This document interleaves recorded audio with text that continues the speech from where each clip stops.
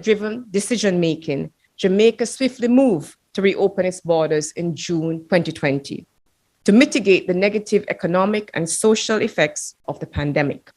Thanks to strict protocols and measures that we have developed for all segments of the tourist industry, Jamaica has been able to recover with relative success. But while these have served us well in the short term, how can we achieve long-term recovery that effectively address our social, our economic, and environmental challenges?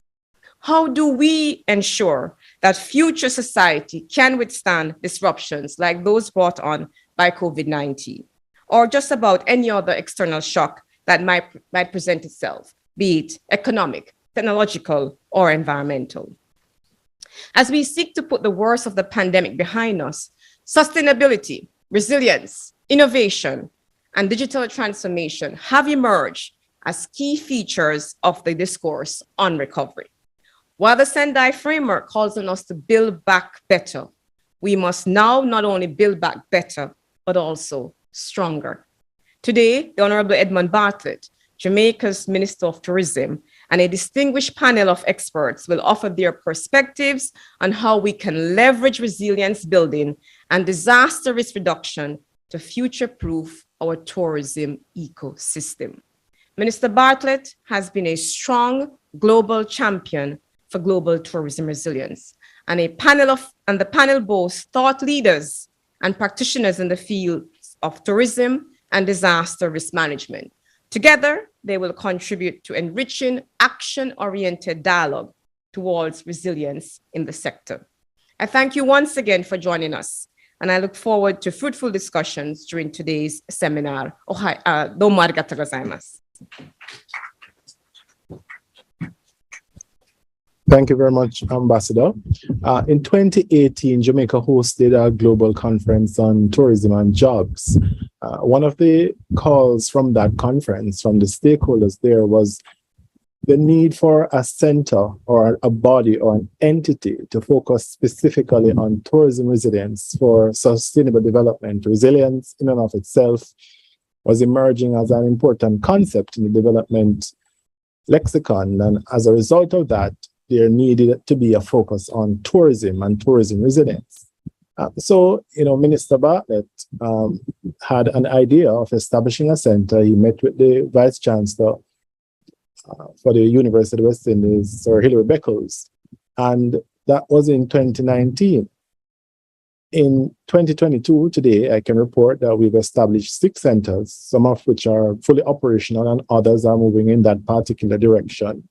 We have undertaken over 23 projects worldwide, many of which have been just bringing persons together, looking at the challenges that destinations face and solutions to those challenges, and just bringing them together. We provided technical assistance to 18 countries and have influenced policy worldwide through 15 high-level task force and committees. That is just to say that the center, though established in 2019, in a very, very short period of time and during a pandemic, a worldwide pandemic, was able to mushroom and easily respond to the challenges that emerged during COVID, because one of the thematic areas for the Global Tourism Resilience and Crisis Management Center in 2018 was actually dealing with pandemics. And Minister Bartlett had the foresight to recognize that this would have been a possibly emerging challenge given the history of the tourism space and other epidemics that have emerged in the last decade. And for that, I can personally say we really thank the Minister for the foresight and the vision to establish such a creature that is well needed now in a space that, which is a tourism space, which we've now recognized since COVID directly impacts on the development of countries, both industrializing countries and industrialized countries. So Minister Bartlett, on behalf of those of us who work for the center, thank you. We know that you're far away from the country in Japan, but we are looking forward to your remarks. So I think that was your introduction, sir.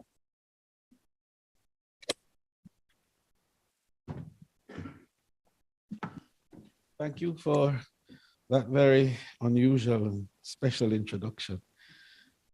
Distinguished partners all across the world who are tuned into this lecture series today.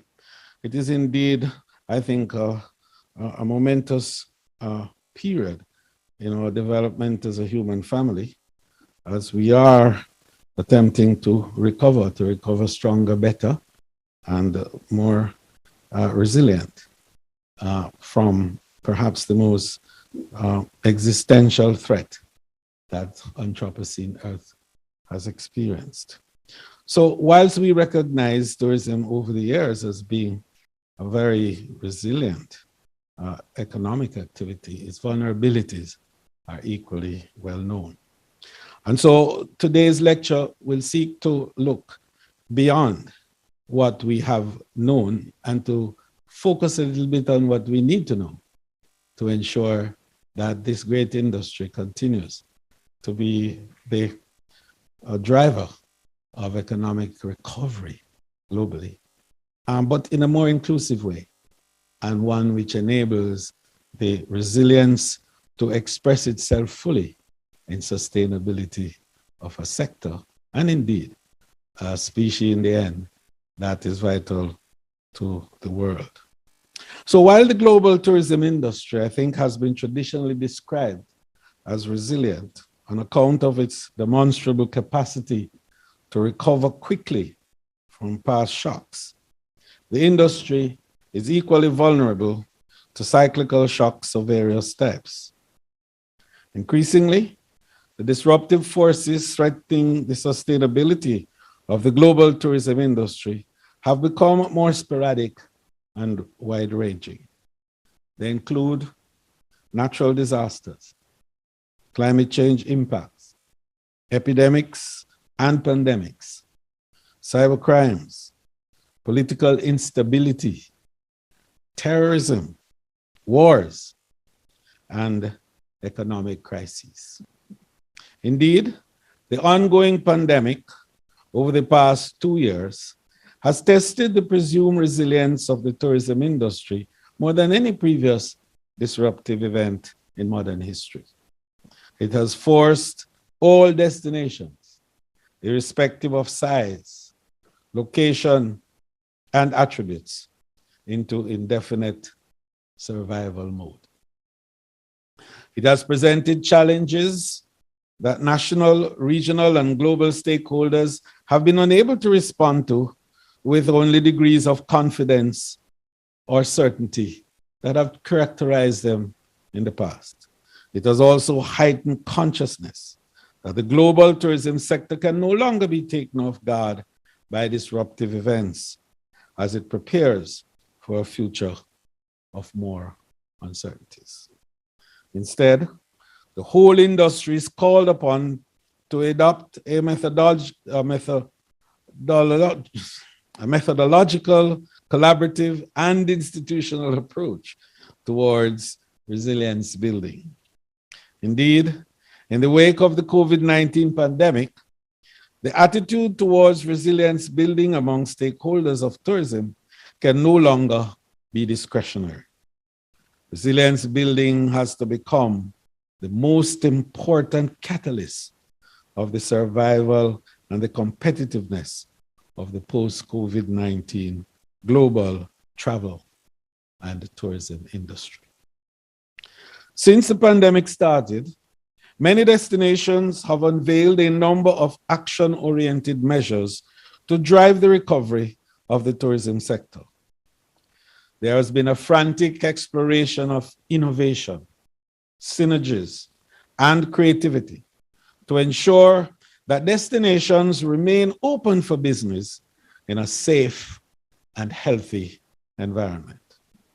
There has been unprecedented attention paid to processes, standards, measurements, and responsible patterns of behavior by all involved in the value chain to ensure that the sector meets the demands for the delivery of a more sustainable tourism product, one indeed that balances economic, social, environmental, and human interests.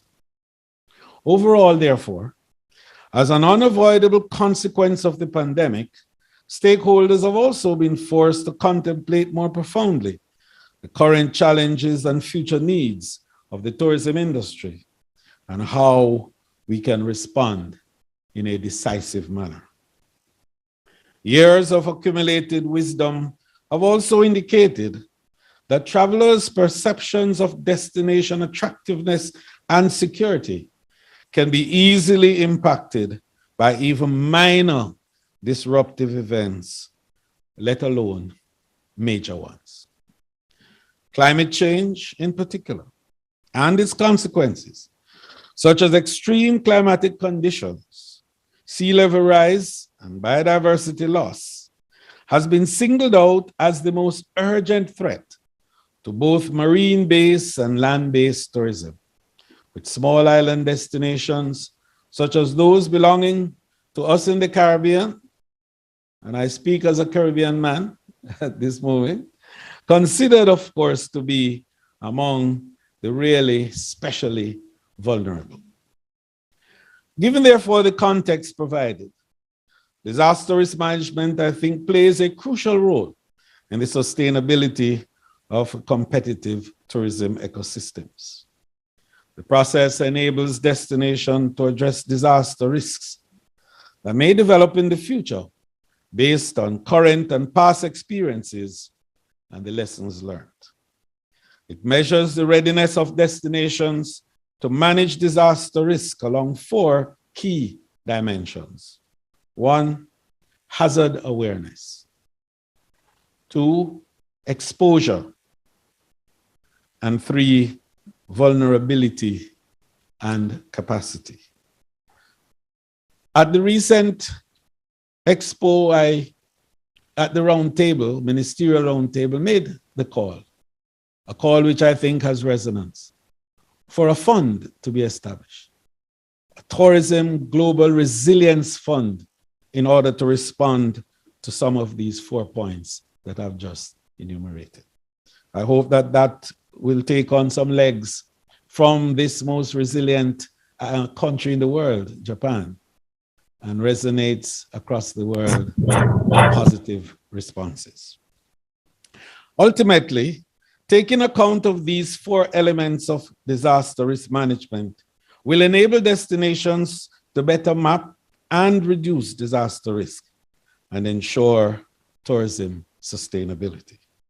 Thus, as an urgent requirement, major stakeholders of the global tourism industry must now give a higher level of prioritization to disaster risk management in the designing and implementation of their business models and long-term growth strategies.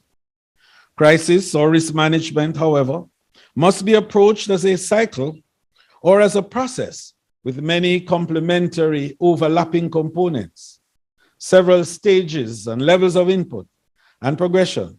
Different agencies, groups, and stakeholders must all be working collaboratively and symmetrically across sectors based on shared goals and objectives. And this constancy of monitoring and evaluation of systems, processes, and outcomes, and indeed reinventing and rethinking of strategies and approaches, must then provide the basis for evolving considerations and capabilities. The importance of rethinking how we approach tourism is underscored, I think, by the United Nations World Tourism Organization's theme for World Tourism Day, which is being observed on September 27 under the theme Rethinking Tourism. According to the UNWTO, this means putting people and planet first and bringing everyone from government and businesses to the local communities, and the local communities are so important in this, all together around a shared vision for a more sustainable, inclusive, and resilient sector. This year's World Tourism Day theme will also guide Jamaica's activities for Tourism Awareness Week, which runs from September 25 to October 1, as we continue to raise awareness of the importance of tourism and its social, cultural, political, and economic value. With this in mind, as we rethink our approach to tourism within the context of resilience building, it must be underscored that a critical facet of crisis or risk management is being proactive, anticipating, planning, and innovating to prevent disruptive events from happening, or being able to mitigate their impact when they happen, instead of constantly being taken off guard. An effective crisis or risk management framework aims to build the capacity of destinations to anticipate and respond to threats through institution building, formulation of standards for vulnerability assessment and risk mapping, identifying best practices, and adapting lessons learned from previous crises. Likewise, providing safety nets to absorb risks through the establishment of various financial and insurance models, emphasizing and incentivizing corporate social responsibility as an ethos underpinning the tourism sector, harnessing and ensuring that the transformative capacities of technology are brought into play, strengthening also the regulatory framework through public policy and the enforcement of policies and practices, as well as the harmonization and standardization of disaster preparedness and hazard management systems. All these are critical elements that have to be brought together. Additionally, investing in training and research to enhance knowledge and build human capital, and strengthening planning, collaboration, information sharing, and policy designs across multiple internal and external stakeholders. Within the ideal crisis management architecture, therefore, there will be important roles for different actors and organizations. The government will assume primary responsibility for regulating environmental, coastal, and hazard management, health and safety standards, and to build codes for buildings and ensure that the practices of the sector are compliant. Hoteliers, the other element of the partnership, will have to consciously and deliberately accelerate the shift to more sustainable and environmentally friendly patterns of production, energy generation, consumption, and construction that balances the importance of environmental sustainability with the economic benefits of tourism. In other words, we have to see sustainability and resilience as part of the balance sheet and the profit motive. Greater collaboration is needed, therefore, between tourism agencies, training institutions, and universities to develop the competencies, qualification, and knowledge, and to create that base that enables tourism labor force, which is very critical, especially in areas that will increasingly define the future of tourism. So that there has to be a re-architecture of the labor market system within our tourism space to enable a stronger and more effective contribution of the human capital to the development of the industries. The private sector, through financial institutions and insurance companies in particular, will, I think, assume a critical supportive role in terms of increasing access to capital and credit to finance the transitioning of hotels to sustainability. Providing, I think, travel insurance coverage, this is one critical area, and parametric insurance schemes to protect visitors from travel-related risks, and to provide first response financial relief for destinations that are hit by natural disaster. I referenced that earlier by way of my comment about the Resilience Fund. The scientific and technological communities, I think, will be required to conduct pioneering and breakthrough research and develop innovations and technological solutions. Ultimately, therefore, as the global tourism sector looks to the future and rethinks tourism. The notion of a sustainable and resilient tourism sector warrants that the new look tourism industry harmonizes with the environment, promotes the safeguarding of cultural and natural heritage, protects livelihoods, benefit local communities, while responding to the changing expectations of sustainable behaviors and cultures by all tourism stakeholders. I think that this is a critical moment for us to consider a more global approach, and that indeed the call is timely, as was given by our own Prime Minister, the Most Honorable Andrew Holness, in his address to the United Nations a few days ago, when he made the point that Jamaica proposes to have officially designated February 17 every year as a Global Tourism Resilience Day. In his own words, and I quote, "This annual commemoration would serve to encourage a consistent examination of resilience building in the tourism industry in the face of persisting global disruptions to sustainable tourism and sustainable development," unquote. We have been engaging countries across the world in our efforts to bolster resilience in global tourism. And we encourage the global community to work with us towards commemorating the first Global Tourism Resilience Day in 2023. I invite you all to join us. Join the myriad of tourism institutions across the world that have already embraced the idea of a Global Tourism Resilience Day.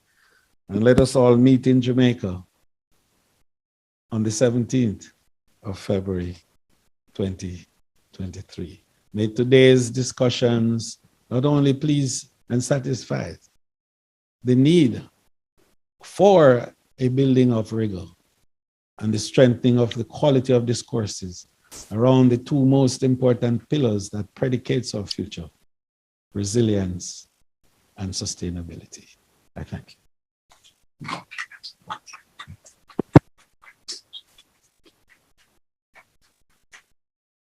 Thank you very much, Minister Bartlett, for your riveting and usually thought-provoking presentation.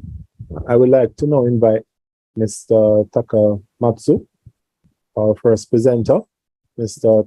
Takamatsu, who is the president of Tourism Resilience Japan, is no stranger to disaster risk reduction and tourism. For example, Mr. Takamatsu played an important role in the launch of Japan Tourism Marketing Co., and he has spent his whole life doing work on both crisis management, tourism, and risk reduction, disaster risk reduction, in which he has been focusing to ensure that the safety of the visitors and the business and that business continuity of travel and tourism is facilitated. He is currently a member of the UN WTO Tourism Barometer panel of tourism experts, as well as the UN DRR Arise, which is a private sector alliance for disaster risk societies. And he's also a member of the expert committee for the World City Tourism Federation. And he currently serves as a visiting professor at the University of Tokyo and International Tourism Management at Tokyo University. As you can see, he is quite knowledgeable on this topic, and he has focused a lot on it. And the floor is yours, sir. Well, good morning and good evening, people in Jamaica. And thank you very much, Dr. Waller, for such a fantastic introduction of me. A little bit more than what I'm actually am. And I really want to thank firstly to Minister Bartlett and Ambassador Richards for inviting me to this great opportunity to speak about the tourism resilience and crisis management. Next slide, please. Okay, to start with, of course, the people are here quite aware of what resilience and crisis management are, but thinking of the general audience who may not be so familiar with this concept, I start with the sharing the definition of resilience and crisis management. As you see in the slides, the resilience, according to Cambridge Business English Dictionary, says the quality of being able to return quickly to a previous good condition after problems, which just Minister repeatedly pointed out. And also, this center is named Crisis Management Center as well. And crisis management, according to the same dictionary, says the actions that are taken to deal with emergency or a difficult situation in an organized way. So when we think about the resilience and crisis management, we have to look at both ways, the resilience and crisis management. Next slide, please. Why? Why do we have to think about and be prepared for the resilience and crisis management? One of the reasons, of course, is the tourism is an economic generator worldwide, and especially in the Caribbean island. And even globally, the sector contributes to 10.4% of the global GDP in 2019, which was a pre-pandemic year.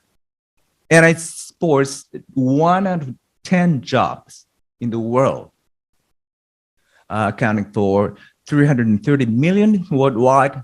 And more than that, 1 out of 5 jobs were generated by tourism sector during the last 5 years. So it is the fastest growing industry sector. And on the other side, just as Minister also pointed out, the tourism is so prone and vulnerable to crisis. And for this reason, safety of the destination is a priority in selecting the holiday destinations for the tourist. That's one reason. And destinations and tourism businesses are responsible for ensuring safety of the visitors when there is the emergency takes place. And lastly, and finally, rapid post-disaster recovery significantly contributes to the recovery of the community as a whole, not only limited to what we call tourism sector, but also the entire society and community. So for these reasons, tourism resilience is so important. And here again, just the minister pointed out, and there are so many different kinds of disaster crisis risks that impact the tourism sector, including natural disaster risks and human-induced disaster risk and health hazard risks. And in addition to that, when all these kind of the hazards takes place, there's always what we call perception and reputation crisis risks. People tend to think that, oh, this destination is impacted by a disaster, so maybe we can change the destination for the next holiday, or maybe we should wait for another year or two to go to that destination, where even this particular destination is back to normal at that time. That is called reputation crisis or perception crisis. Next, please. So this is just a brief what we have to do in tourism crisis management in just one. And in the middle, there is a crisis incident. And there are things that we need to do before pre-incident phases, including reduction of the risks and readiness for quick and appropriate response. And that is followed by the recovery of the destination after the disaster. Next, please. And when you think about the resilience and crisis management, the very first step is to identify risks and impact. If you fail to identify major risks, what we call the unexpected takes place. And if there is something unexpected takes place, we are at a loss what to do and maybe not be able to respond quickly and appropriately. Therefore, the first thing in tourism resilience and crisis management is identifying the risks and impacts induced by the crisis. And then once they are identified and analyzed, the next stage is proactively plan countermeasures and mitigation of the expected risks and impacts. Okay, we have the plan now. But even though the comprehensive risk management plan with 200 pages in a booklet means nothing unless there is a preparing for appropriate and appropriate response to the crisis risk and ensure visitor safety and rapid recovery impacted tourist visitors and destination. Next slide, please. And this is the very rough timeline of the crisis disaster in tourism, starting with the pre-incident phase all the way down to the recovery. So just as I have discussed earlier, there are a couple, lots of things to be done before and at the onset of the disaster and after the disaster until the recovery. And I divided this chart into two vertical lines, which was what we need to do to ensure the safety of the visitors and relief of their concerns and anxiety on the left-hand side.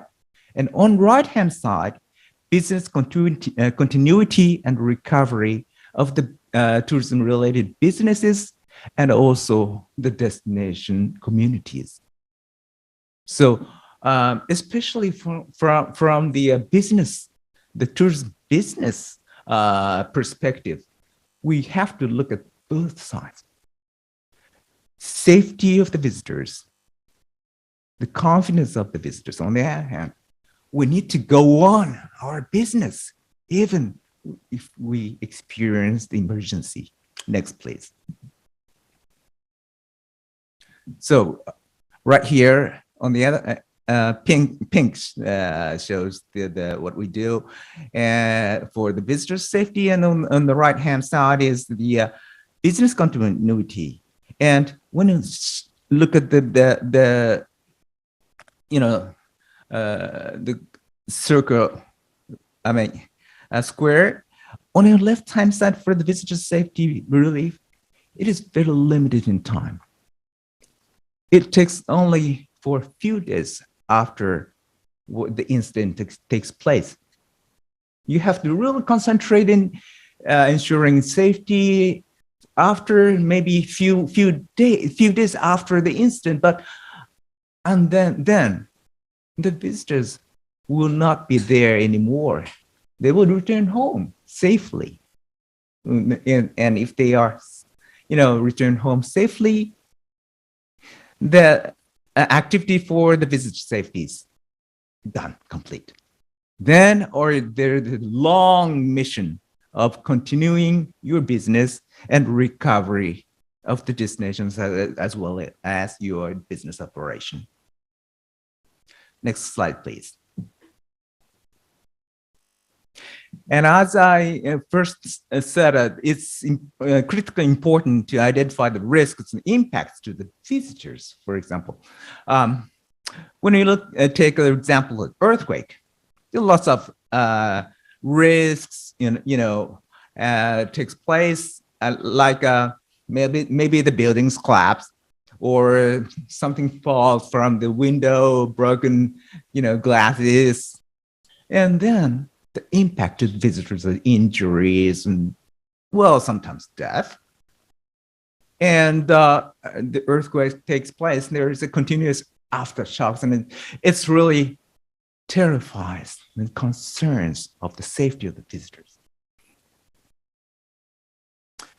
And when there is an earthquake, most of the times where there's a major earthquake, there's the power failure, no electricity. And this has significant impact to the visitors there, because we lose the lighting, we lose air conditioning, loss of the water supply. When you think about it, even though there's this water supply in buildings, in hotels, they use electricity to pump up the water on to the tank at the top of the building. But this, the pump works on electricity power. So if there is a loss of the electricity, no water, that means no shower, no toilet, and elevator operation, of course, suspended. And worst thing is, when there's no power, we don't have power to charge these devices, meaning we're kind of shut down from the information without this device nowadays. And another impact, major impact to the visitors are suspension of transportation services. Take earthquakes, for example. The trains, buses, they stop operation. They suspend operation for quite a long period of time. And visitors cannot, travel to other places, cannot return if they are terrified in the destination where the earthquake hits.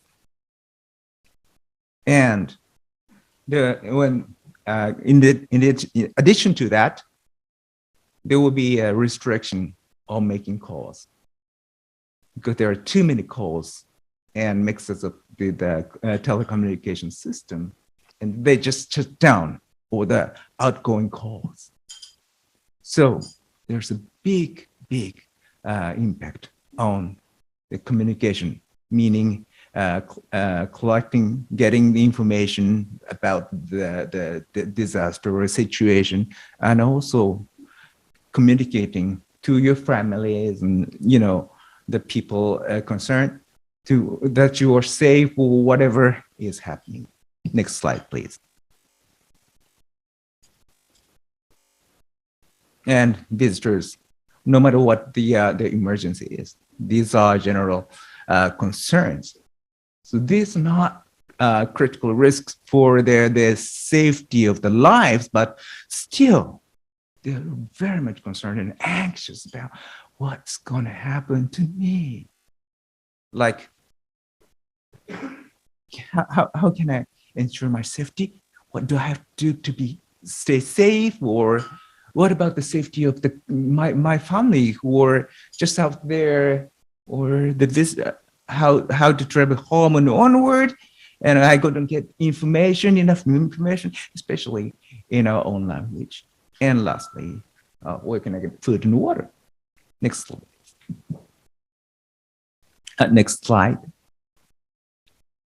So in order to minimize those impacts or relieve the concerns, there are lots of things that the tourism operators can do before and after the incident or onset of the disaster.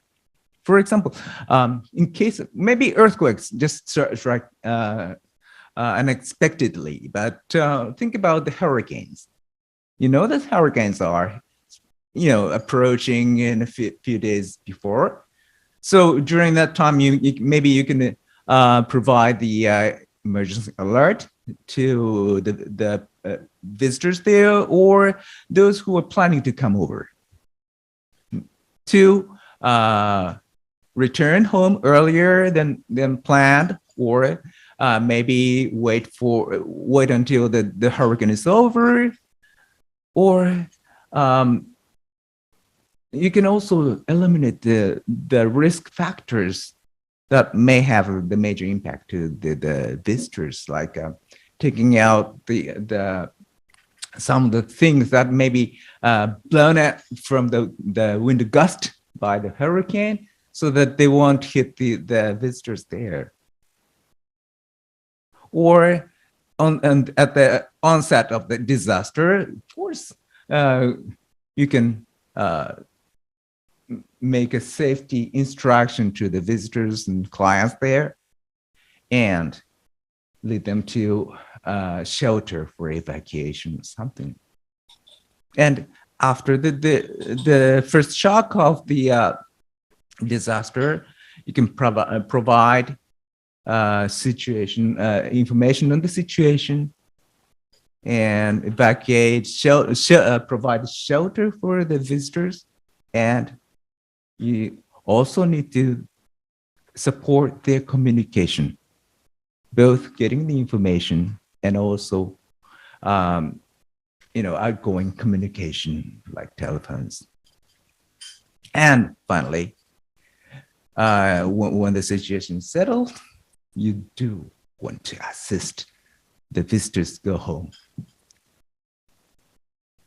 So these are the things that are really highly expected to the businesses at the front when they experience their major disasters and crisis.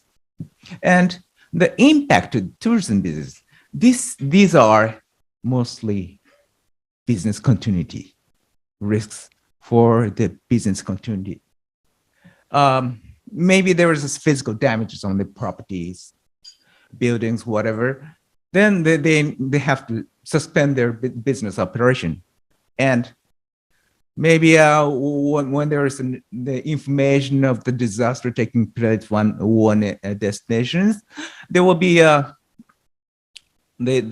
cancellation of the booking.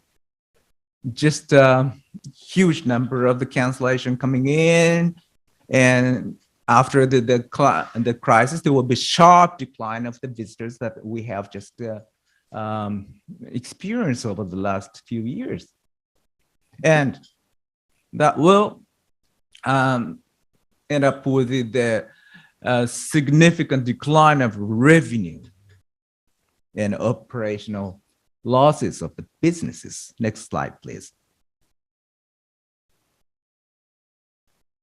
Therefore, there are a lot of things that the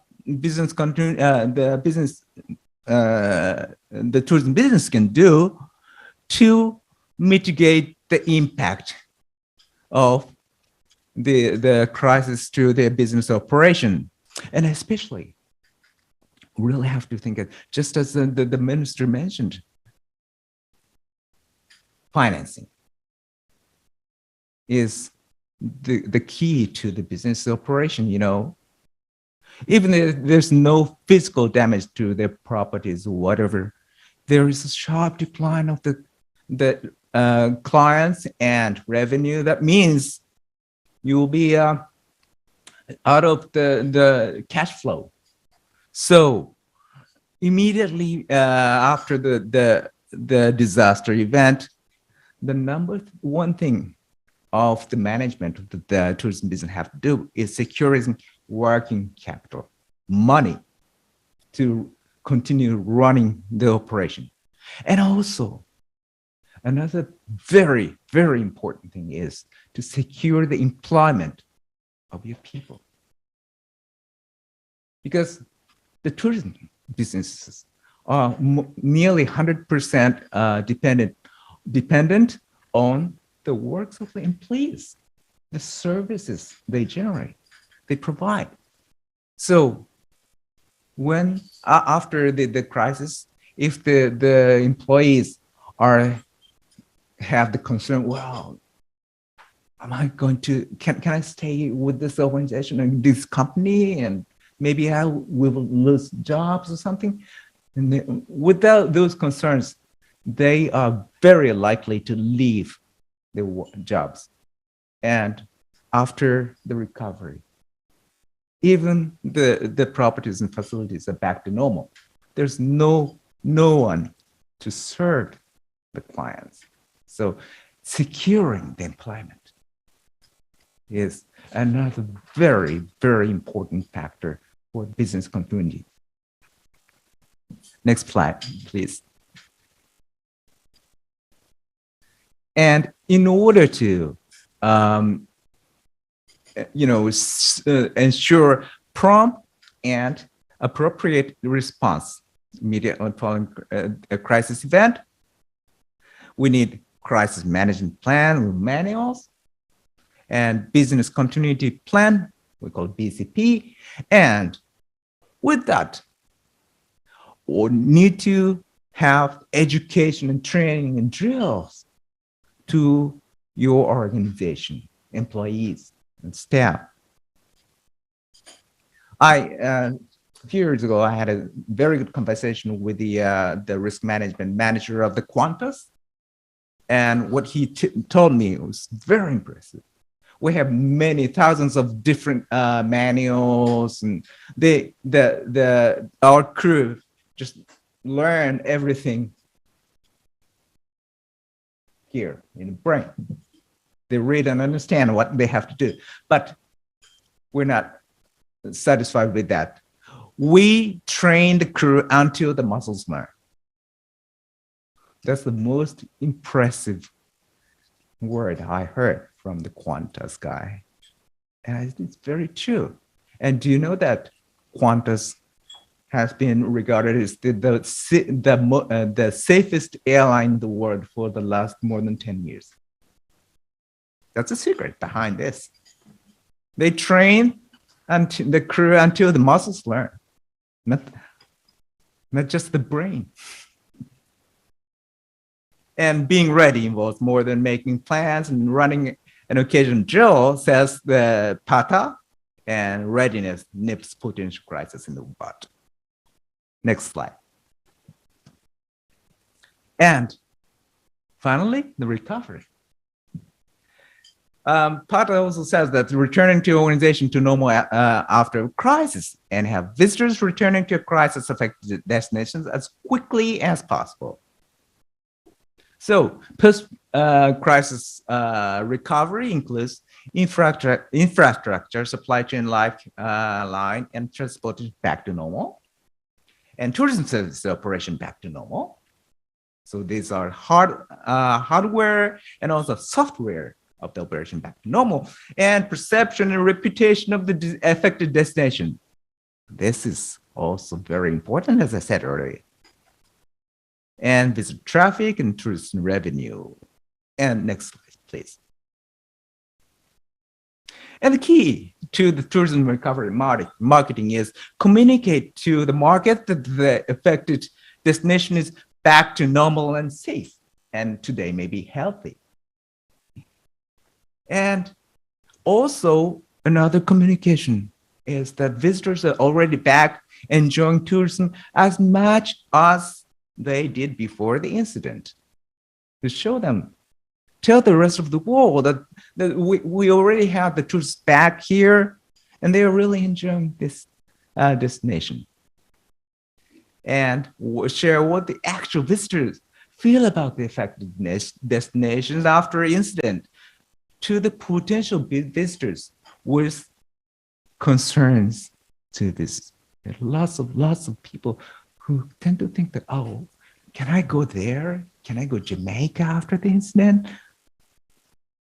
And show them that already people here, we have visitors enjoying themselves And that really relieved the potential, the concerns of the potential visitors. And lastly, priority segments are repeat visitors and fans of the affected destinations because they are the quickest to return. They are more likely to come back to support the recovery of the destination that they love. Next, please. Oh, maybe this is the end of, oh, yep. And in a tourism recovery marketing, first target the market in segments that are more likely to visit the affected destinations. And once the visitors begin to return, gradually expand the marketing activity to the rest of the world, other markets. So today I kind of concentrated on the crisis, the resilience and crisis management of the tourism businesses, and maybe my colleagues, two other colleagues on the panel, will make some remarks on the resilience and crisis management as a destination. Thank you very much.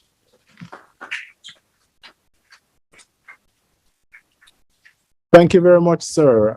Thank you very much for that interesting perspective and that integrative approach to understanding these issues from a practical standpoint, specifically as it relates to issues of ensuring that there is business continuity. To be quite frank, many of the critical issues that you spoke to are issues that we ourselves at the Global Tourism Resilience and Crisis Management Center have encountered, and I'll just quickly repeat them so the audience can recognize the essential terms. And this is planning, partnerships and networking, research, monitoring, communicating, and capacity building.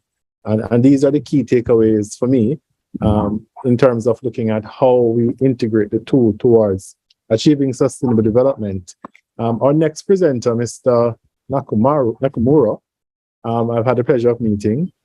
He is a Japan International Corporation, JICA, individual expert on comprehensive disaster risk reduction and management, and he's currently assigned to the Caribbean Disaster Emergency Management Agency, CDEMA, which is here in the Caribbean. In the last decade, he has worked on a number of projects as an expert in this particular area in countries such as the Philippines and other parts of the Asia-Pacific region. And since 2019, he has been operating in the capacity of an associate professor at the Advanced Disaster Prevention Engineering Research Center, Nagoya, I hope I pronounced it correctly, Nagoya, at the Nagoya Institute of Japan at the Nagoya City in Japan. Mr. Nakamura, the floor is yours. Thank you very much. Honorable Bartlett, Her Excellency Ambassador Richards, friends of GTRCNC, headed by Professor Waller, distinguished panelists, Mr. Takamatsu and Mr. Isa, participants, and the audience of the seminar. Good evening from Barbados, West Indies. My name is Hayato Nakamura. Thank you very much for the introduction, Professor Waller. And as he mentioned, I'm working here in Caribbean region, Barbados, as a disaster risk reduction DRR expert from JICA for CDEMA, Caribbean Disaster Emergency Management Agency, which is a Caribbean community institute to cover DRR matters here in the Caribbean region. And Jamaica is one of the very important participating states for CDEMA system. While Mr. Takamatsu discussed tourism crisis management based on his experience and the knowledge with on the tourism sector and private sector, I will try to brainstorm about DRR, disaster risk reduction, and tourism based on JICA's experience or my experience on DRR in Japan and Asia in order to consider the DRR for tourism in small island developing states particularly the Caribbean region. Next slide, please.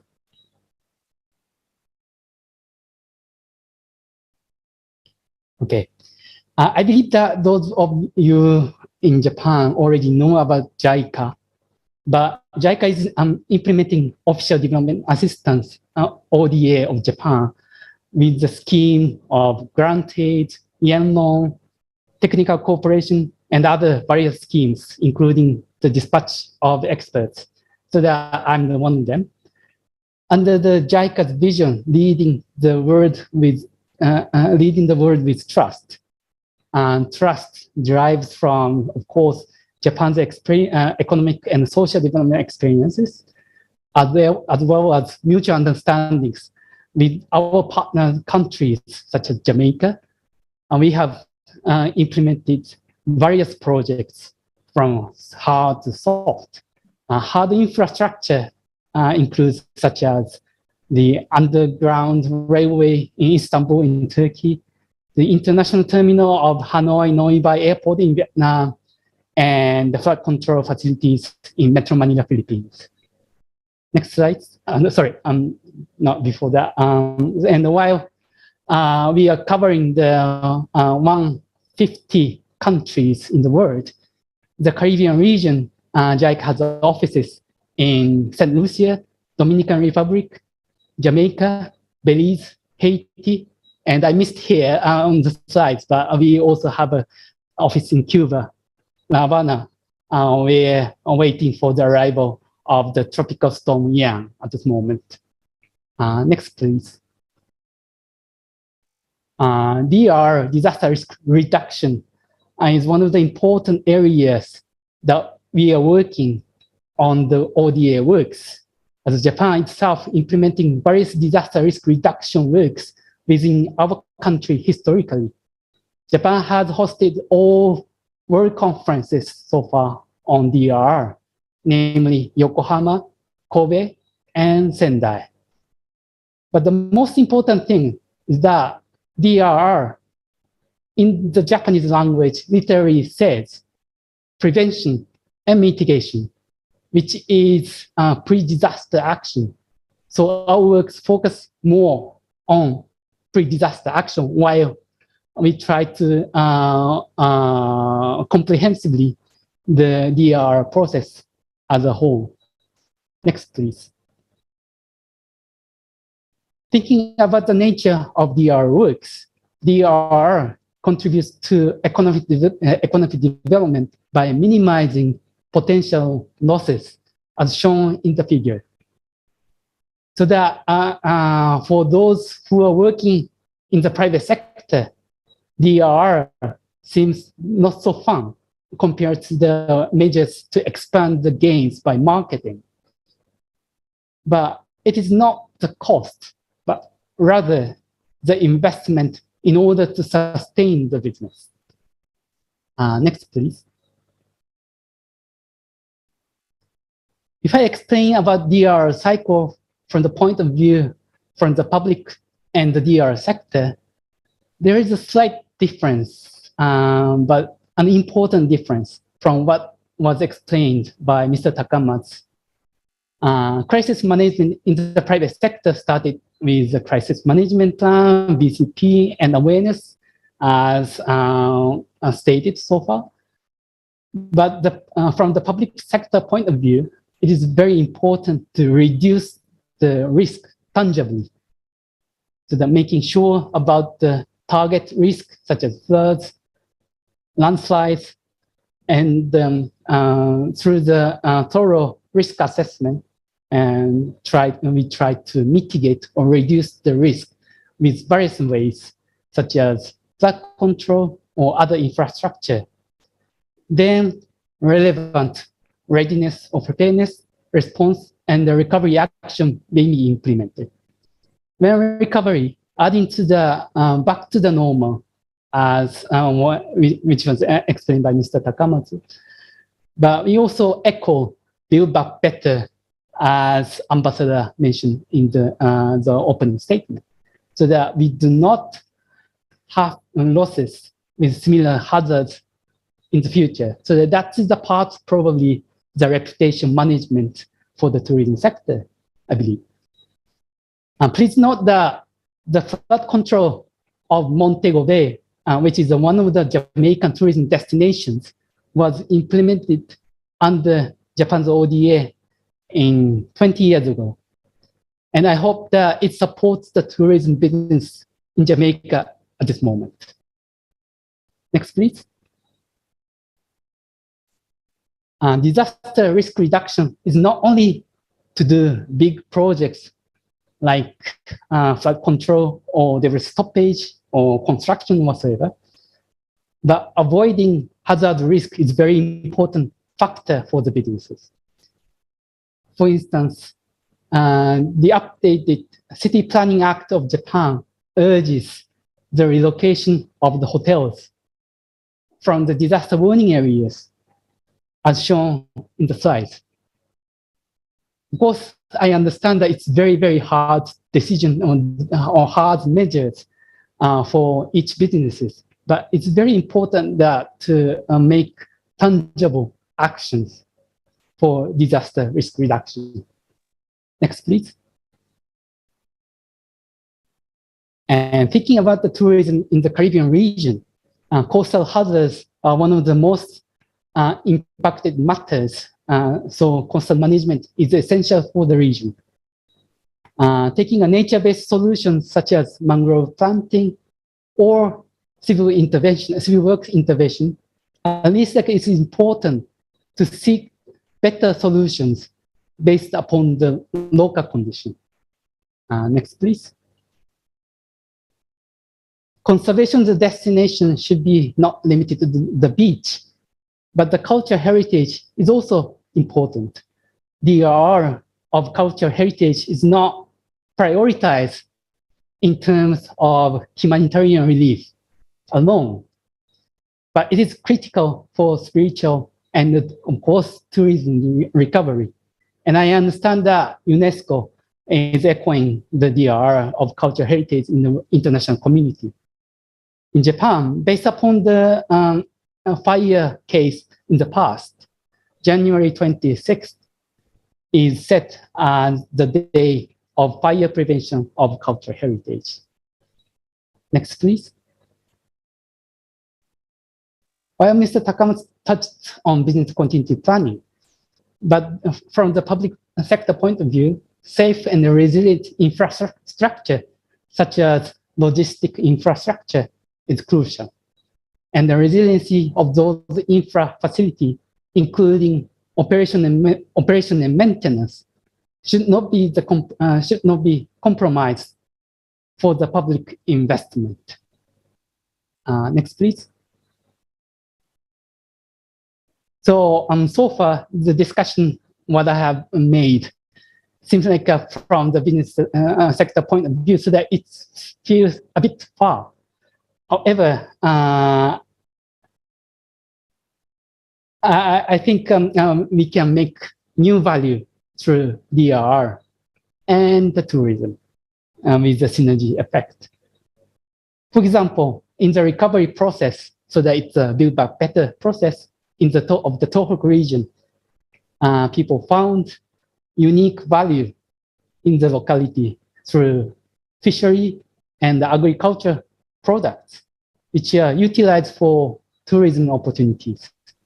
Besides, a learning tour on tsunamis with storytellers can attract school trips and even the JICA-based training as well. Next, please.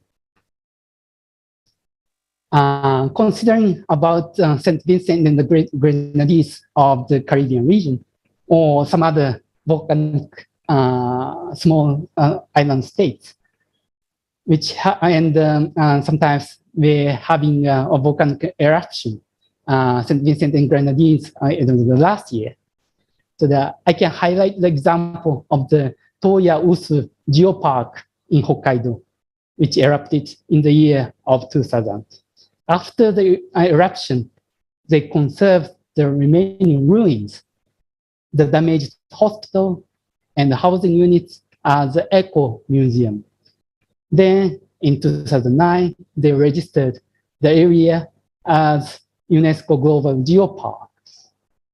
Along with such conservation, they fostered local specialists as volcano Meister. Meister is a German word, so that it's like a specialist who can guide visitors and also implement DRR education as well as crisis management during the emergency time, so that they add the value of safety and safer destination.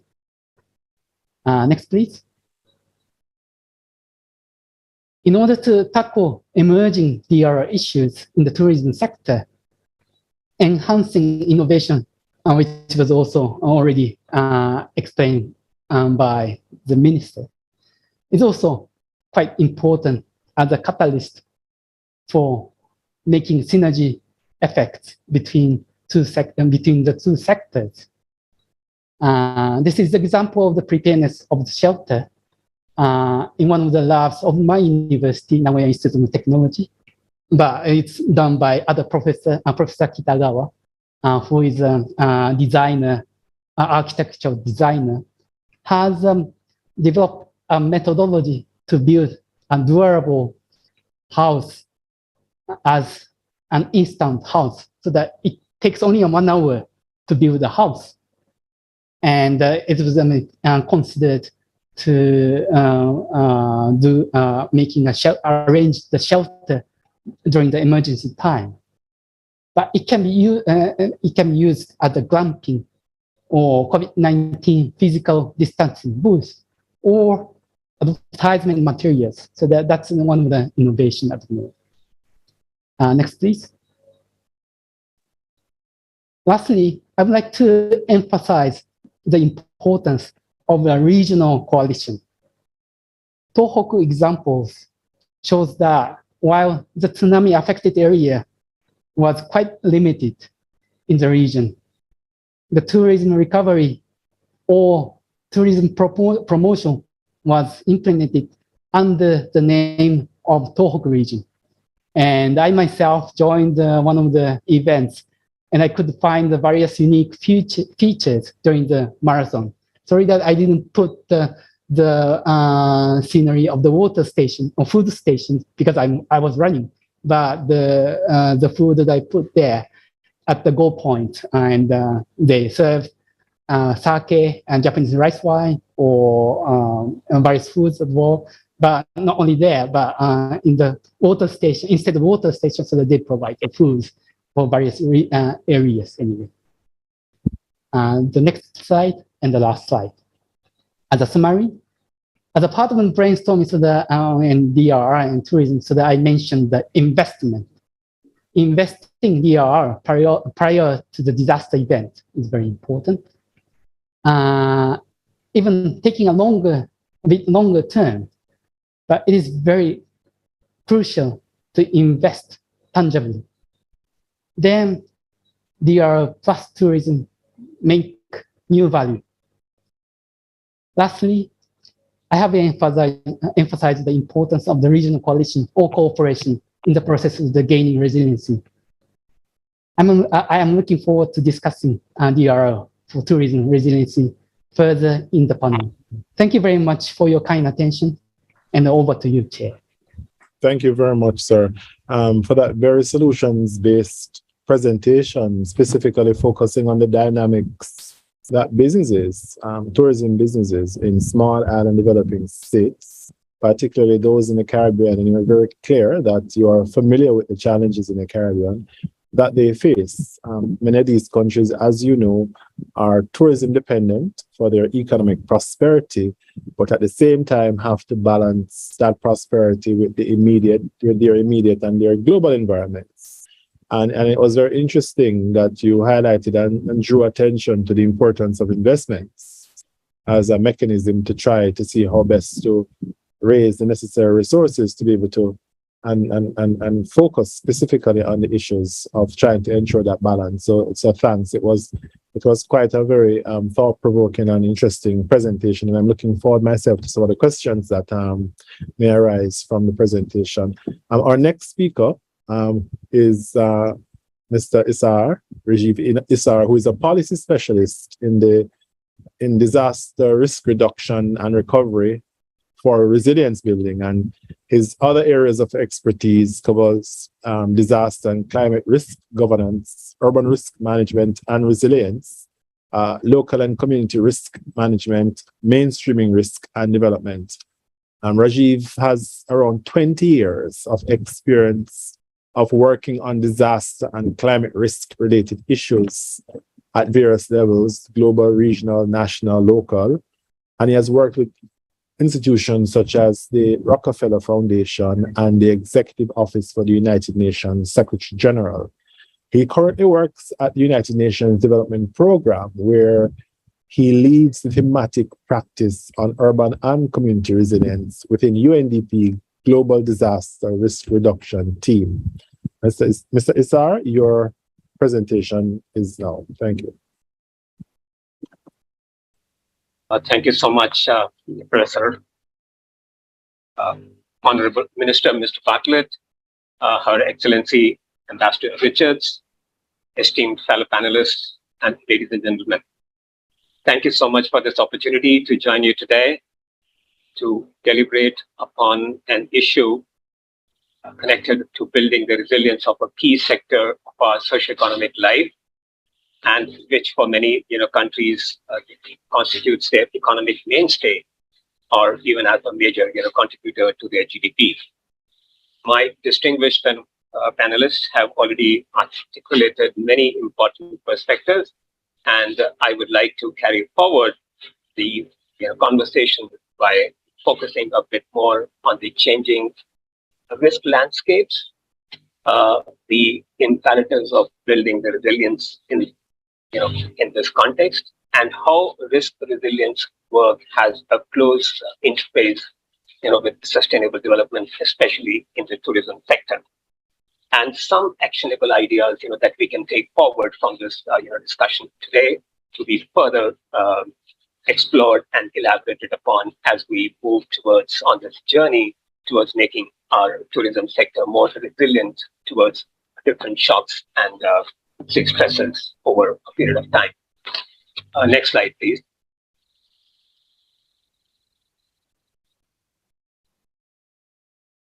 My previous speakers and the opening remarks have also, articulated a number of challenges that we are, facing today. In a bit of a snapshot, if we look at IPCC's assessment report 6, it clearly tells us that SIDS economies and their socioeconomic resilience is likely to come under severe strain due to disaster and climate risks.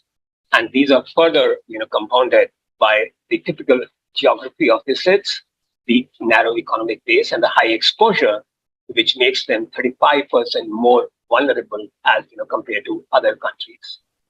If we look at the past history, on an average, one disaster event causes a loss of nearly 14% of the GDP of an impacted island state, and affects nearly 11% of its population directly. So not taking into account the indirectly impacted, but just the directly impacted segment of their population.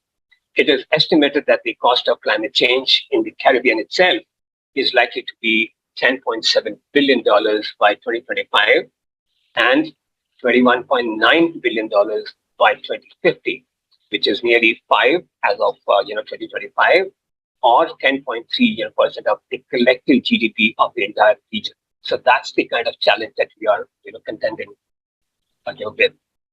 Of the total disaster-related support to the SIDS during 1999 to 2010, it is worth noting that only 10% has gone towards prevention and preparedness. But at the same time, this vulnerability to disaster climate risks, in fact, goes much beyond that. It covers a number of socioeconomic sectors, environment, livelihoods, inclusion, and a number of other aspects of their day-to-day lives and livelihoods too. Next, please. So what is the existing and the emerging risk landscape that we are dealing with, and how is this important risk development nexus that we need to take into account. We are already, witnessing that there is a shifting risk attributes today. There are no longer standalone or linear. It is more multidimensional, more intersecting, kind of risks, which have systemic cascading impacts across number of, sectors and stakeholders. We are, traditionally oriented towards looking at risks to development. So there is a development infrastructure, there is a housing or something else that is exposed to or, say vulnerable to one or the other hazard. And we try to mitigate it, to build our, say capacities to prepare, to respond, etc. But at the same time, now we need to also look at the risks emanating from development.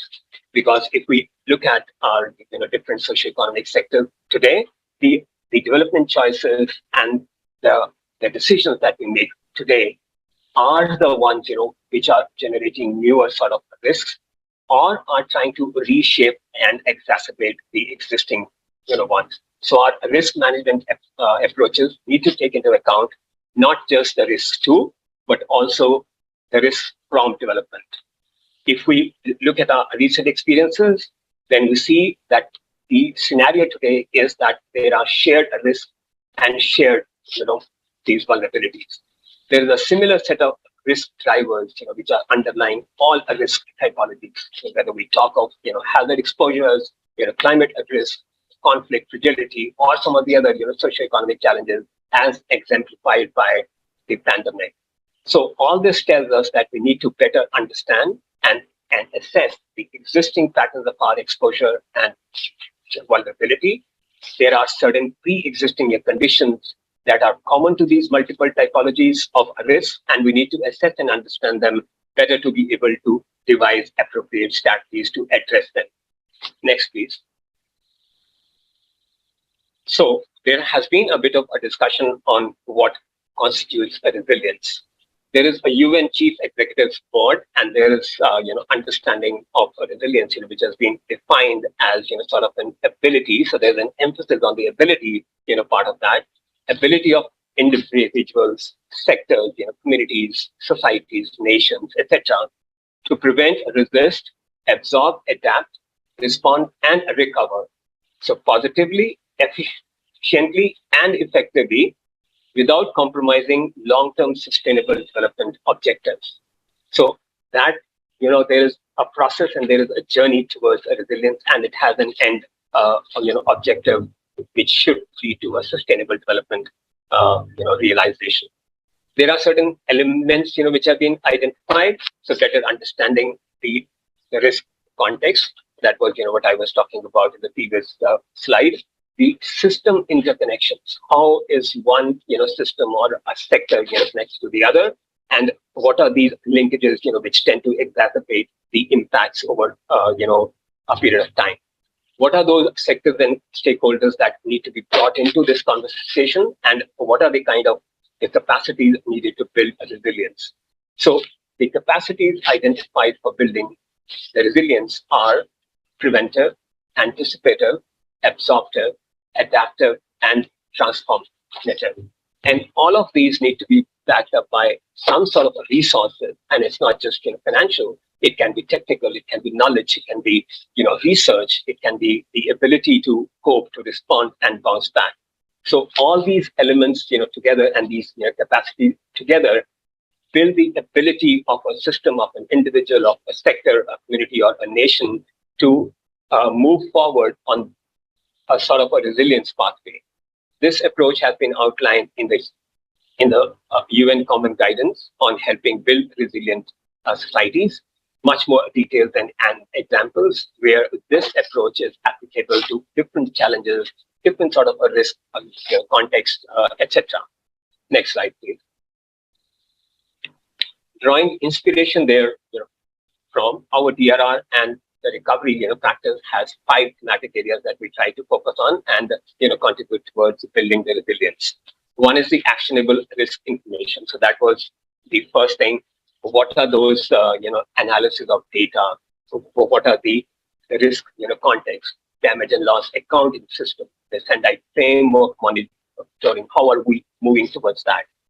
what kind of risk information can be shared with different sectors and stakeholders so that they can imbibe them and integrate into their development planning, etc. Second is the disaster and climate risk governance. So when we are speaking about governance of a risk, so it's not just the elements, that's the laws, the policies, the strategies, etc. that we definitely develop, but also at the same time, how are these different elements operationalized? How is there sort of a coordination between different sectors and stakeholders, and how is this informing and influencing a development decision making? So that's important, that that information needs to be translated into a well-informed development decision. Third is the early warning systems and preparedness. Many of us are familiar, and I will not explain these much more. Fourth is the resilient recovery, the ability to bounce back, assess the kind of damages and those losses that have been inflicted by a particular risk or a sort of a disaster event, and what best can be done to recover there from, not just build back better, but build back forward, looking towards the emerging challenges also. And the last bit is the urban and the local action that speaks about the bottom-up sort of a resilience building approach, where we engage the communities, the urban and the local authorities to contribute towards a resilience building efforts. Next slide, please. Informed thereby and looking at these risks and the resilience nexus with development, a risk-informed development approach has been developed, which again speaks about a five-pronged approach towards that. And the first part is supporting the evidence base. Why should a sector, a government, a private entity, or some other individual also invest in a risk reduction measure? So there has to be an empirical evidence. What is that cost-benefit analysis that goes into it? So that sort of an assessment and analysis need to be made available to different sectors, stakeholders, be it individuals also, so that they make well-informed choices and decisions, when it comes to either their livelihoods or the development decisions that they make on a day-to-day basis. Second is supporting risk-informed policy. Now, there has to be a sort of a policy linkage or a policy coherence that we speak about. None of our sectors are standalone. Whether we talk of a DRM policy or a tourism development policy, it has to be connected to a number of other sectors and those policies. So those policies have to have that interface. There has to be an objective which is common across these different policies. So supporting that is another element of this approach. Third is supporting risk-informed implementation. How are we able to do some programs, development planning, development programs to implement that? What are the kind of capacities that are needed for implementation? What is the kind of the responsibilities and sort of coordination that is needed to ensure that there is effective implementation of a decision that has been made? Fourth is fostering sustainable finance. So there's very important that this has to be based on what we say a public expenditure review. What is the risk-informed integrated national financing framework, sort of an economic modeling that can be done to inform that what are the kind of resources needed to move towards this risk-informed development trajectory? What are the, how are we able to mobilize these resources? And it will just not external assistance. It can also be augmenting the domestic revenue streams at the same time.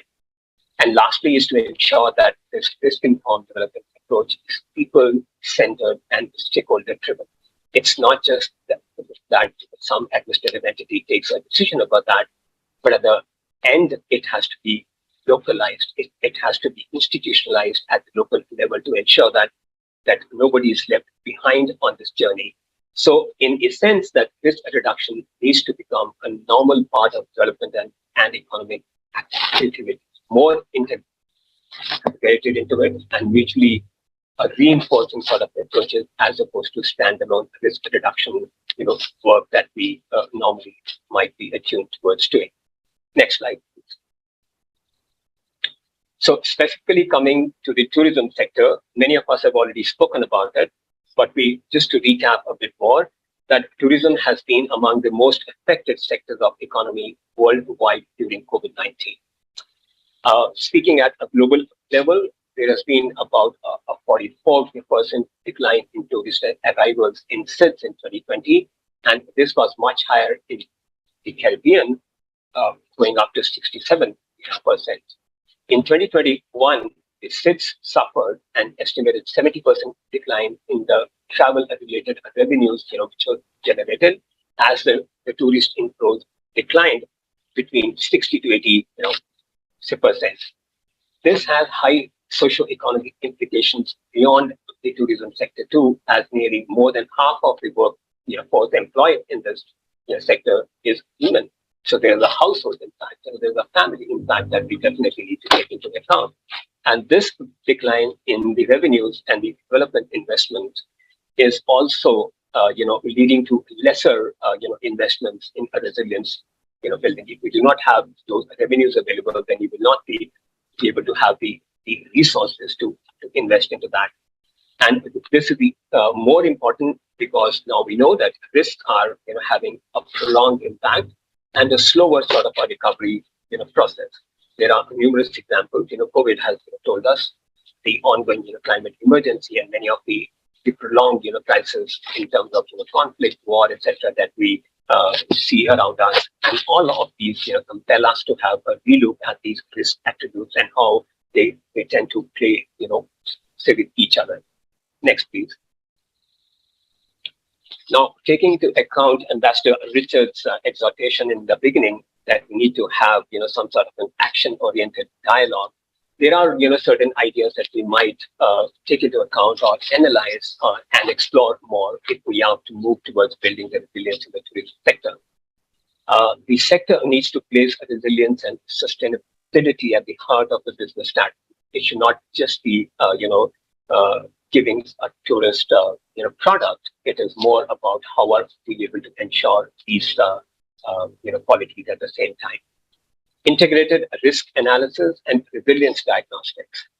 We need to re-evaluate the risk context, maybe using DRR or climate change as the entry points, simply because there is more data, there is more evidence available as the DRR practice has over the past decades been able to build number of disaster damage and loss data fields, etc., which help us to understand the effects of these risks on tourism assets and the vice versa. So what we were speaking about in terms of risks to and risks from development. So it's not just the impacts on tourism assets, but at the same time how tourism assets tend to exacerbate some of these challenges that we face.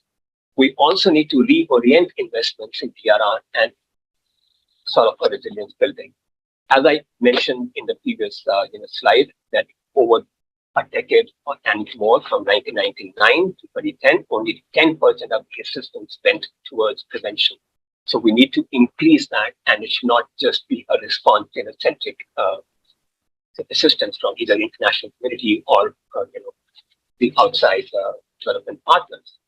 We need to have more preparedness capacity. This has already been emphasized by my fellow panelists, and it's likely based on the experience during the COVID pandemic itself that the next generation of tourists might be more demanding in terms of what are the safety protocols there, because COVID-19 was not just a health emergency; it had various other impacts. So tomorrow's tourists, they might demand whether the services or the tourism providers are they able to give me a different sort of a safety feel, because when we speak about tourism, it's an experience. So what is the experience that's being offered to a visitor, and what is impelling him or her to spend more time in a tourist destination as opposed to the other? So keeping these demands in mind, there is definitely a need to invest more into building the capacities of our tourism professionals itself who are into this industry too.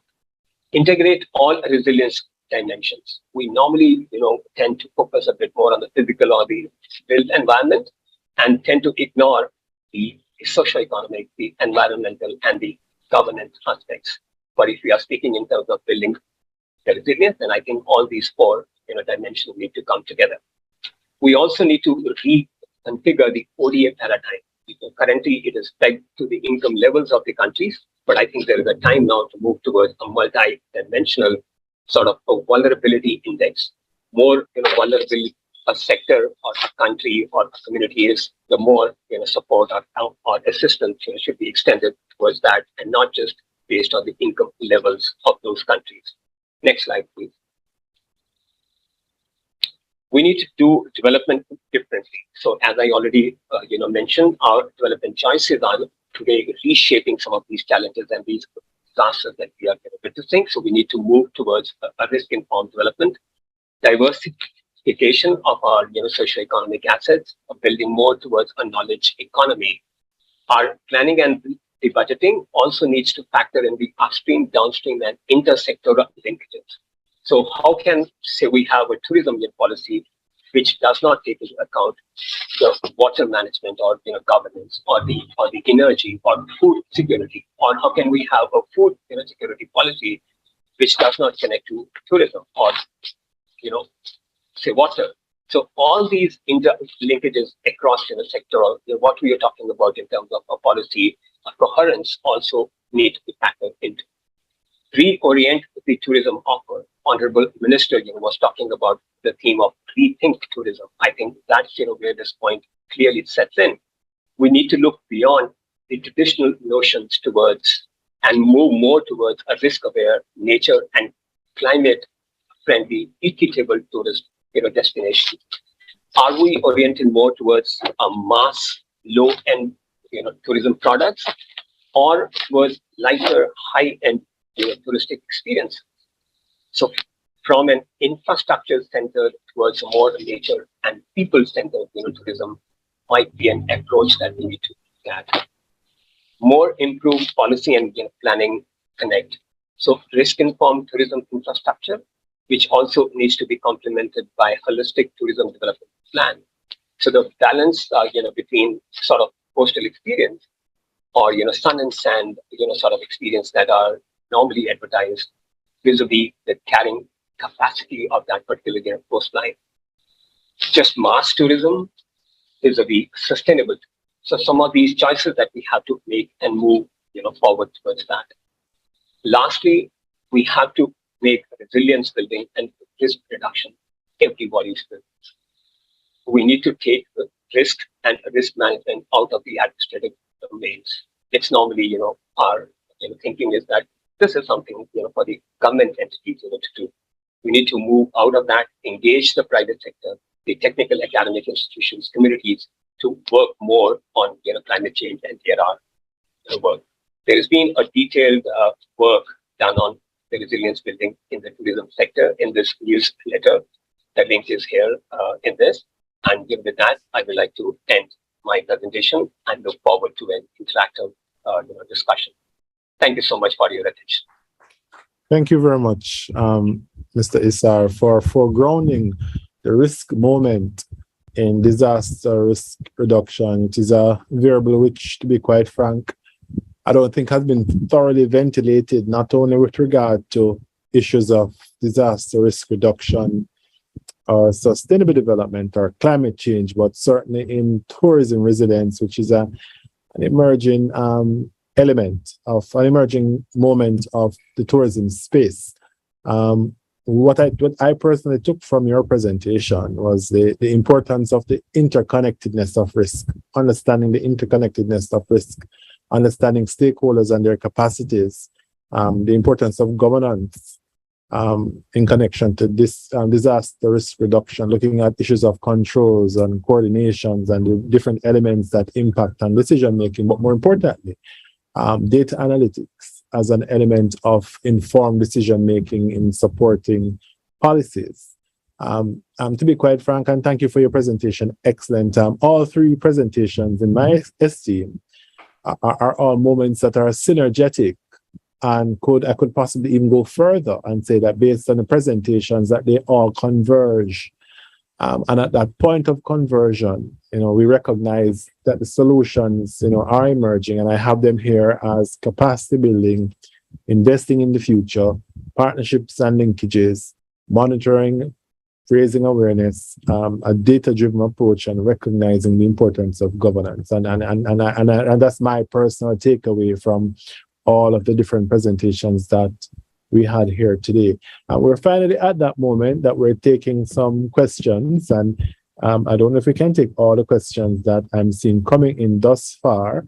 And I'm going to pose the first, and these questions are for anyone to answer. First one is, what are the ways we can account for uncertainties in the disaster risk management process, especially in the tourism space? I'm just throwing it out there. I don't know if Minister Bartlett also wants to be to respond to some of these questions based on his experience. But that's the first question that was thrown out. So I don't know. It's open. The floor is open. Anybody who wants to answer the question may go ahead. I repeat it again. What are the ways that we can account for uncertainties in the risk management process, particularly in the tourism space? And the person in bracket, they had put uncertainties or outliers. Do we have anybody? Do you have a taker? Anyone is responding to that particular question? Go ahead. The floor is open, gentlemen. I think perhaps I should make an attempt at this, because we have had to manage uncertainties in our own navigation of this pandemic so far. And the issue of uncertainty is, by its own definition, leading you to iterations. It's how do you do it? What is the basis on which you can make informed responses?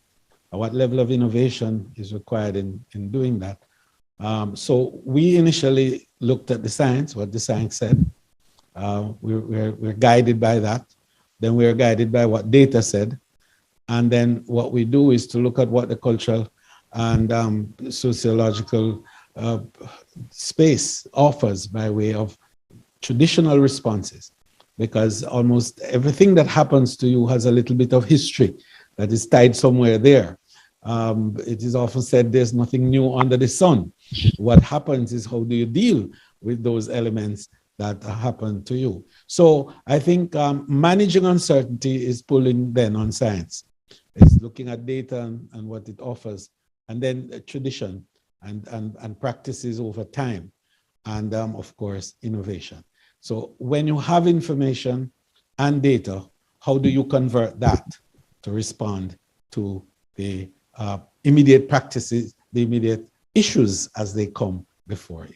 I think that that's as best as we could. In the process of doing that in Jamaica, we were able to establish protocols in relation to how to manage these things. Then out of that innovation, we brought in a resilient corridor, a geographical area that we define to enable best practices to be applied in that space, the result of which was we had, in the case of the pandemic, an infection level that was 0.01%, which was significantly lower than the average within the communities.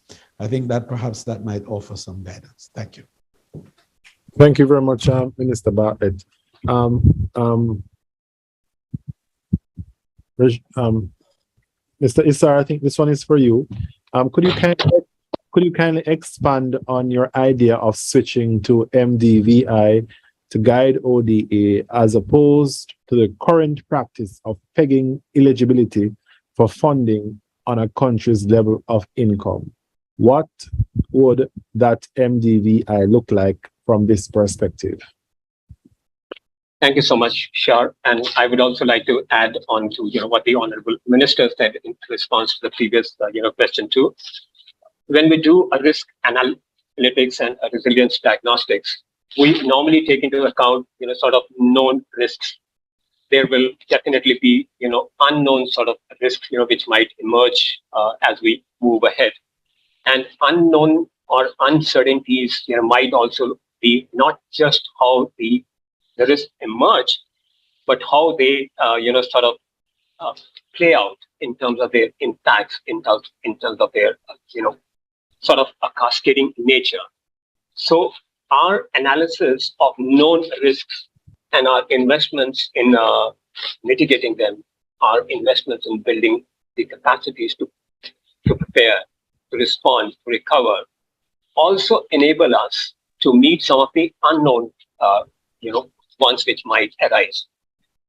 Taking a military adage here and trying to apply it, because it's an equally a major challenge, for us as communities.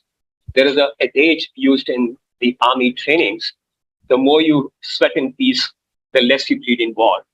So if we do a sort of a more, futuristic thinking, a scenario, planning exercises, with the risk management and trying to see like how tomorrow's risk might unfold. What will I do if A scenario happens, and what will I do if scenario B, takes place? So that enables us to have the confidence or some sort of an ability to meet some of the unknown, ones. That's one. Second, our focus also needs to move towards reducing the exposure as much as we possibly can.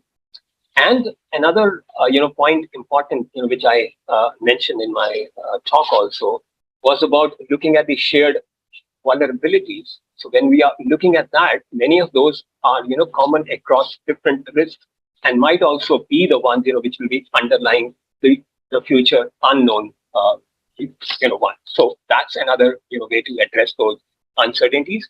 And thirdly, there is a phrase in the telecom industry, having some sort of a redundant bandwidth.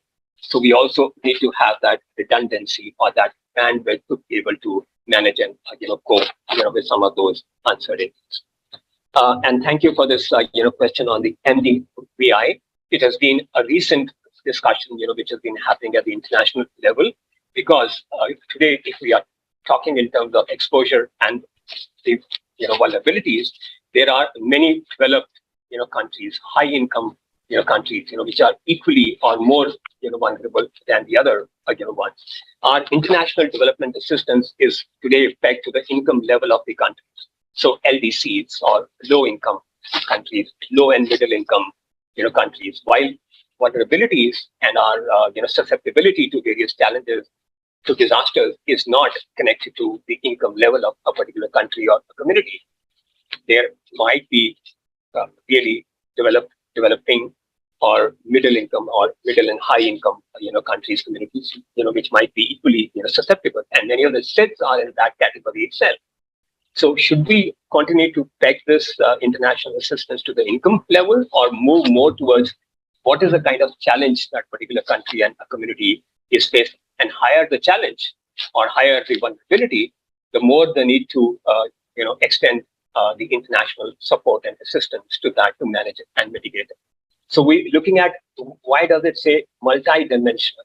Multi-dimensional in the sense, because this, again, if we look at the resilience attributes, they are not just physical and the built environment, it's environmental, socio-economic, poverty, marginalized position, inequities, discrimination. So these are the factors which add to the vulnerability. So we need to take into account many of these, vulnerabilities and do the assessment. So attempt towards developing this sort of an index has been made. Some analysis and assessment is being done to further inform this debate. It is still a discussion. It is not a decision, but we definitely, knowing the challenges that we are contending with today, there might be a need to move towards this also, or to take it into consideration at a higher policy level. Thank you. Thank you very much. Thank you very much, sir. We have one more question. Hold on. It's a very long question, so I'll try to see if I can summarize. It says here, for many countries, the tourism industry is a major economic driver. In the last decade, we have witnessed many disasters increasingly threatening popular touristic destinations. It is critical for the tourism sector to invest in preparedness and in disaster resilience. But do tourist interests demonstrate any interest in investing in DRR? Are there any best practices, and what are the main challenges faced with trying to get them to be interested in investing in DRR? Very long question, but I think it basically tries to ask to what extent are there best practices in tourist destinations, businesses, so to speak, investing in DRR, and if so, what are these best practices, and what are the challenges surrounding getting persons, businesses to invest in DRR? I think that's the basis of the question. It's an open question for anyone who wants to ask, respond. I think you're muted. Okay, go ahead. Yes. Okay, this is Masato Takamatsu. Let me add a few things about your question. Well, for the visitors and tourist market, it's not easy to identify whether the destination, particular destination, has largely invested in DRR. But there are a lot of things that they can really see and feel confident about the safety of the destination by, for example, they're earning early warning alert when there is the major disaster expected shortly in a multi languages, as I said in my presentation, the visitors who are experiencing disaster are at a loss what to do because of the lack of the information they can understand in their own languages.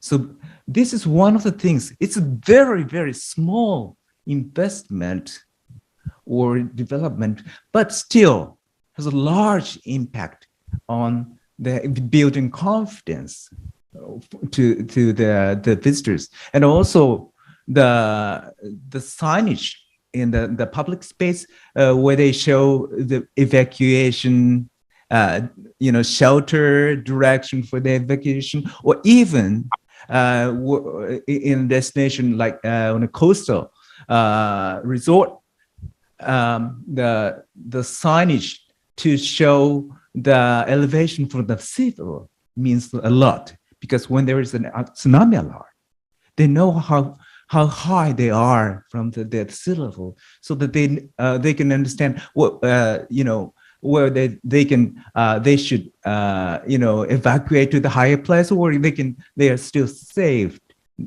if the elevation is like 25 meters from the sea level, something like that.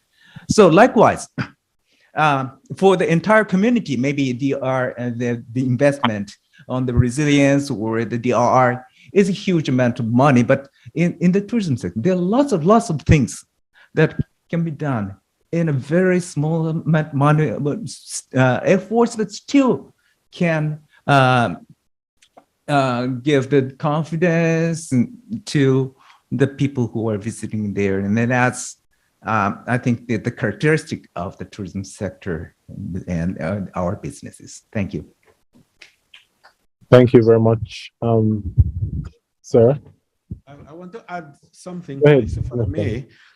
From the point of view that the question, I think, is born out of experience, that there isn't enough being done, and that's true.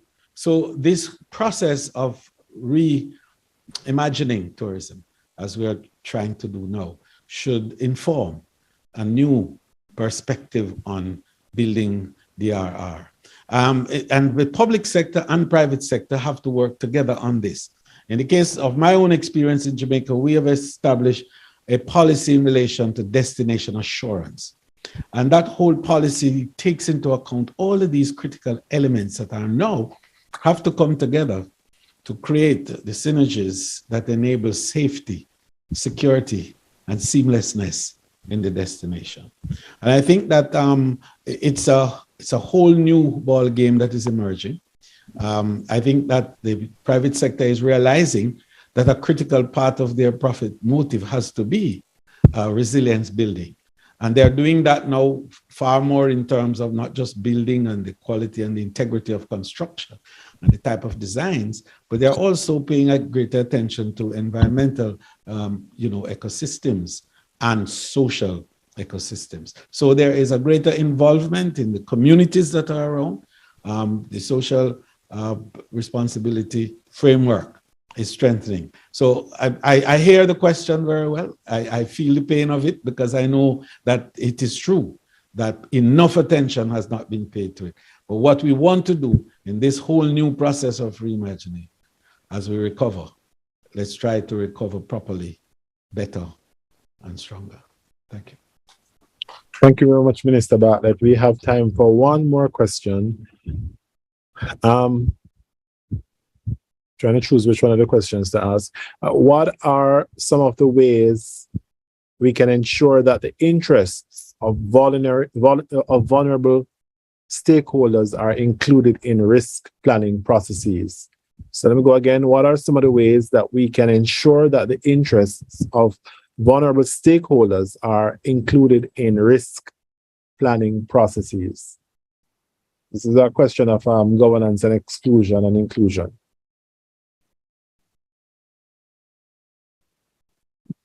Can I make some of the comments or answers? Go ahead. No, I'm simply just, the question so far is interrelated in some extent. I was thinking like it's more like the governance, risk monitoring or risk planning governance is very, very important. So so the vulnerable people should be included in the process of the monitoring.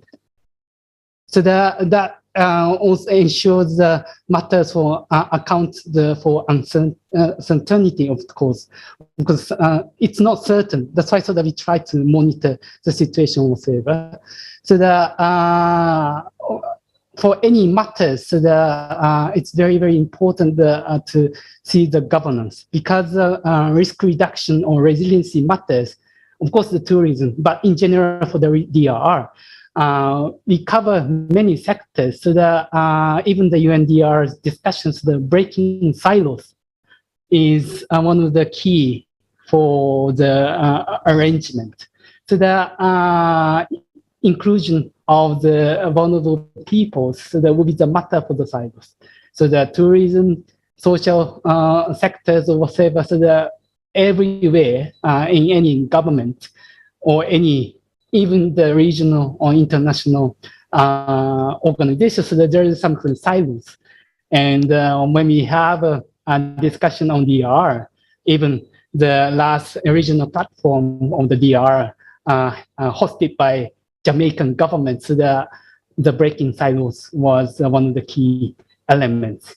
And at least like inclusion of the vulnerable peoples for the risk monitoring benefit a lot for tourism, of course, because we can ensure that any person can travel anytime for any matters. So that I think for the governance, focus on the governance is one of the key for the way to go forward. Thank you. Over to you. Thank you very much, Mr. Takumatsu. I think we are now at the end of the program. We do have some more questions that were thrown out, but we promised to collate these questions and share them with the presenters and the other persons who are part of the presentation team, and try to see how best we can summarize the responses and post them on our social media pages and our website, so we can keep the conversation going, because it is a very critical and germane issue to the tourism space. It's very critical, and those last two questions in particular, and you're right, Mr. Takumatsu, that it spoke to issues of governance, primarily issues of inclusion and exclusion, and of course, for those of us who work in the development space, we recognize that this does happen, but we also acknowledge that it is a very disastrous thing, because it means that persons are excluded from the decision-making process, and decisions that are made may not be made in their interests. And we do know the dangers of such a paradigm. especially in dealing with such a critical development issue. Thank you everyone for the time, both online and in person, that you took to participate in our event today. It was actually a topic that I myself had some knowledge of, but did not understand the gravity of the critical issues that have emerged in this discussion, some of which have definitely contributed to myself, I need to think about tourism and the tourism space, especially as it relates to issues of business continuity. And as we leave here today, permit me to use this opportunity to thank all of the persons who have been working behind. And I said earlier, I thanked Ambassador and her team in Japan, and here in Jamaica, we have a number of persons, Mr. Preston and his team, and in particular, Anna, our Director of Global Affairs, who has essentially been the rock and the driving force behind the Jamaica aspect of it. And of course, one can only imagine that having an event of this nature, starting 7:00 p.m. in Jamaica time and 9:00 in Asia time, and I think perhaps 10:00 for you, Mr. Isar, or a little later for you, Mr. Isar. But it does. It was 5 a.m. 5 a.m. So I had to bring up this to the presenters, because I'd also like to thank the presenters. It was an arduous task synchronizing all of these timelines together and getting persons to be up and speaking very coherently about this subject matter. So thanks everyone for your contribution, and we look forward to seeing you in Jamaica on the 17th of February at our international conference on tourism resilience and sustainable development, at which we will launch Tourism Resilience Day. Thank you, everyone. Good morning, good afternoon, good evening, and good night from Kingston, Jamaica. To you also. All right.